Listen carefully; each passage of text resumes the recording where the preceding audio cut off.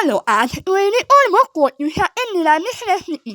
আমাদের মাঠে প্রচুর ছোলা কচু হয়েছে, সেখান থেকেই আমি বেশ কিছু কচু কেটে এনেছিলাম। কিন্তু সেদিন আমি ব্যক্তিগত কাজে এতটাই ব্যস্ত হয়ে পড়েছিলাম যে কচুগুলো আর রান্না করতে পারিনি। পরের দিন আবার দুপুরবেলায় গিয়ে কচু কেটে এনেছি, আর দেখো কচু শাকগুলোতে কিন্তু অনেকটা করে কচু হয়েছে। যাই হোক, কচু তো আমার কাটা হয়ে গেছে, এখন এগুলোকে জল দিয়ে ধুয়ে নেব। যেহেতু আমাদের কচুটায় গলা ধরে না, এই কারণে আমার হাতও চুলকায়নি। আর হ্যাঁ, এই কচুগুলো কিন্তু আমাদের চাষের কচু নয়, প্রতি বছর আমাদের মাঠ জুড়ে এমন কচু হয়ে থাকে। তো যাই হোক, এখন কচুগুলোকে সিদ্ধ করে নেব, আর এর মধ্যে দিয়ে দেব কাঁচা লঙ্কা, লবণ এবং হলুদ। দেখো, এটা খুব ভালোভাবেই সিদ্ধ হয়েছে।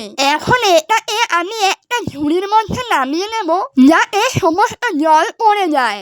এবার চলো তোমাদের কিছু কমেন্ট করা যাক। পিয়ালি কমেন্ট করেছে শিলিগুড়ি থেকে। বর্ষা বিশ্বাস কমেন্ট করেছে তোমার ভিডিও অনেক ভালো লাগে। এরকম প্রচুর কমেন্ট আসতেই থাকে, কিন্তু আমি সব কমেন্ট নিতে পারিনি। যাই হোক, এখানে আমি ফোড়নে ব্যবহার করেছি তেজপাতা, শুকনো লঙ্কা, আদা কুচি এবং পাঁচফোড়ন। ফোড়নটা ভালো মতো হয়ে এলে এখানে আমি কাঁচা ছোলা এবং বাদামটা ভালো করে ভেজে নিয়েছি।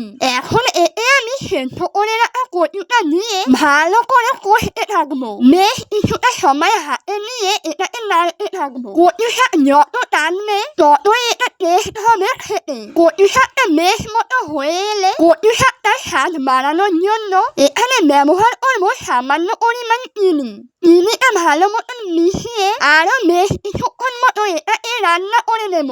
দেখো, কচু শাকটা কিন্তু আমার হয়ে গেছে। তো তোমাদের কেমন লাগলো আমার এই আজকের রেসিপিটা তোমরা আমাকে কমেন্টে জানিও। কোনো ভুল ত্রুটি হলে অবশ্যই আমাকে ধরিয়ে দিও। তো চলো, আজকের মতন ভিডিওটা এইটুকুই। দেখা হচ্ছে খুব তাড়াতাড়ি পরবর্তী ভিডিওতে। তো আজকের মতন টাটা।